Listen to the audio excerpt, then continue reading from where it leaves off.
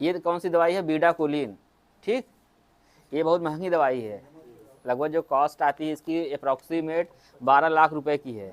12 लाख मतलब बहुत पैसा होता है। जैसे हम तो अभी आज तक अभी जैसे साथ में 12 लाख रुपए नहीं देख पाए हैं, मतलब आँखी से अपने वो हाथे से छू नहीं पाए हैं। ठीक, ठीक है। ये एक दवाई कीमत सिर्फ 12 लाख है, और जो साथ में दवाई चलेंगी 6-7 दवाई और चलेंगी। ठीक, किसी का 11 महीना चलेगा, किसी का लगभग 1.5 साल चलेगा। ठीक, किसी का 9 से 11 महीना चलेगा, किसी का 18 से 20 महीना चलेगा, और बीमारी पर पता चलेगा। ठीक, तो हम आपको समय समय से मिलते रहेंगे, हम आपको बताते रहेंगे। इसमें से अभी क्या करना है आपको, कितनी गोली खाना रहेगा आज? 4 गोली। कितनी गोली खाना रहेगा? 4 गोली। 2 हफ्ते तक, 2 हफ्ते तक क्या करना है? 2 हफ्ते तक 4 गोली रोज खाना है। ठीक, 2 हफ्ते बाद फिर क्या करें? हफ्ते में 3 दिन सिर्फ 2-2 गोली खाना है। हफ्ता 7 दिन का होता है। ठीक, तो उसमें से मान लीजिए सोमवार, बुधवार और क्या कहते हैं रविवार को मान लीजिए 3 दिन ऐसा आएगा, हम लिख के देंगे आपको, सारा चीज़ हम लिख के देंगे आपको। ठीक ना, उसको आपको बाकायदे समझाएंगे। अभी जब डिस्चार्ज करने लगेंगे आपको बाकायदे फिर 1 घंटा इसे खड़ा करेंगे। ठीक, अब जैसे अभी हम सब सारी दवाई खिलाएंगे आपको पेशेंट को, तो क्या होगा? थोड़ा बेचैनी होगा, थोड़ा घबराहट होगी, थोड़ी उलझन होगी, हो सकता है किसी को उल्टी हो जाए, हो सकता है किसी को थोड़ा ज़्यादा दिक्कत हो। ठीक, तो ये सारी चीज़ें सामान्य बात है, बहुत डरने वाली विशेष कोई बात नहीं है। इतनी दवाई खाने के बाद ना थोड़ी दिक्कत परेशानी होती है। ठीक, तो ये टीबी सिर्फ ऐसे नहीं सही होने वाला है कि आप सिर्फ दवाई दे देंगे ठीक हो जाएगा। ठीक, जो पहले अगर हमसे मिले होंगे उनको पता होगा, ये सिर्फ ऐसा नहीं है 12 लाख की दवाई खा लिए अमर हो गए। अगर ऐसा होता ठीक, कि टीबी से सही दवाई से सिर्फ सही होने वाला होता, तो आपको यहाँ आने की आवश्यकता पड़ती नहीं पड़ती ना। इसके पहले भी आप दवाई चलाते थे, आप याद है आप लोगों को? इसके पहले भी दवाई खिलाए हैं आप।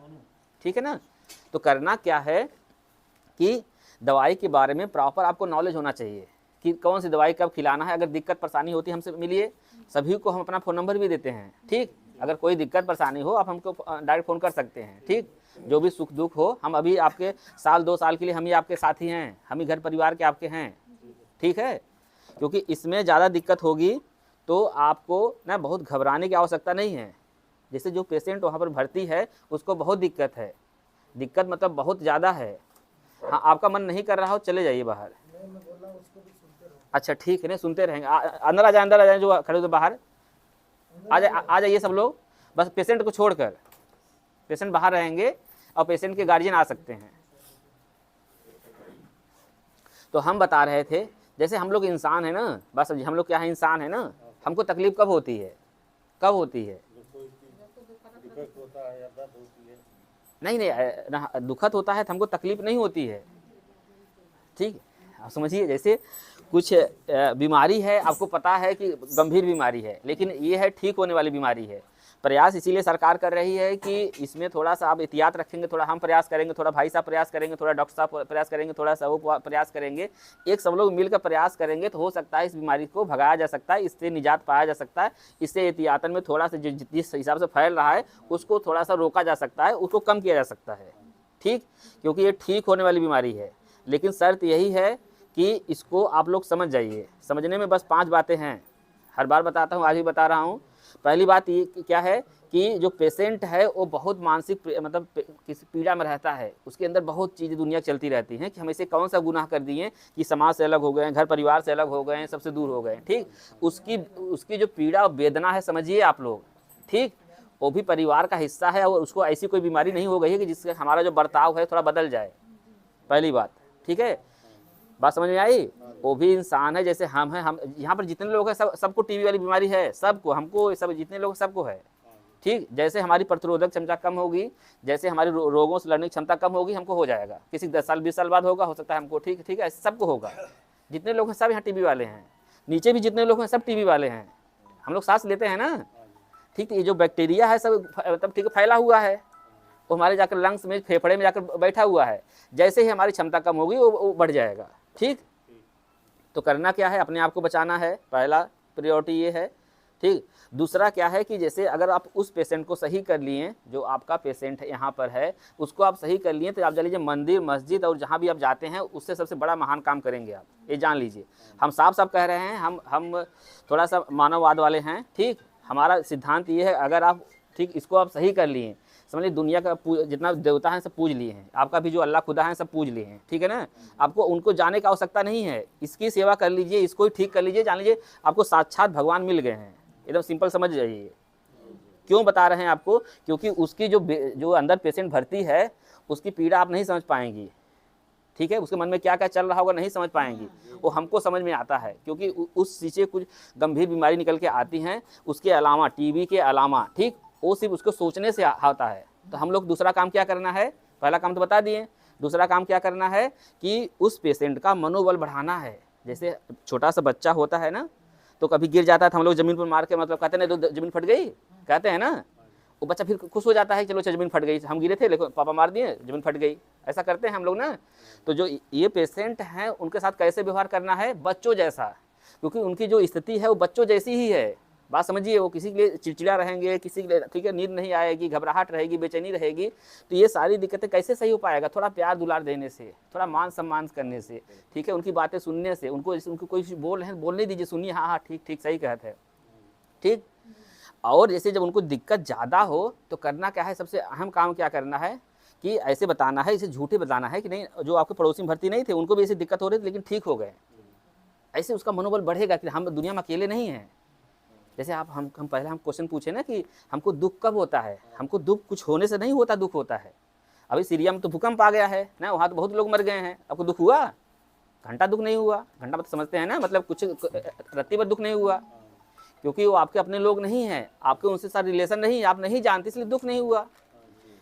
बात समझ आई? हमको दुख कब होता है, जैसे मान लीजिए हम 4 भाई हैं, ठीक, अगर कोई सरकार से कोई योजना आई कि चलिए इनको एक घर दिया जाएगा, एक लैट्रिन बाथरूम दिया जाएगा, मान लीजिए हमारे 2 भाई को दे दिया जाएगा, हमको दुख तब होता है क्योंकि हम इंसान है ना, हमको लगेगा देखिए मतलब हम भी वही हैं, वो भी वही है, हमको दुख ये, ठीक समझिए। जब अपना कोई होता है, जब खून का लगाव होता है या अपना कोई बहुत क्लोज होता है, तब हमको दुख होता है कि वो बढ़ गया, मतलब वो कैसे, मतलब आगे गया या कैसे पीछे गया। हो सकता है हमारे भाई की दिक्कत हो तो हमको दुख होगा, ठीक। तो हमको कुछ होने से नहीं दुख होता, हमारे दुख पर डिपेंड ये करता है कि हमारा संबंध उस पर्टिकुलर पर्सन से क्या है, ठीक। तो क्या करना है, दूसरा काम क्या करना, उस पेशेंट का, वो जो मरीज है अंदर, उसका मनोबल बढ़ाना है, ठीक है। अभी दवाई खाने के बाद उसको दिक्कत होगी, किसी बेचैनी घबराहट सबको होगी, ठीक, क्योंकि इसका आपको आउटकम बता दे रहे हैं, ठीक।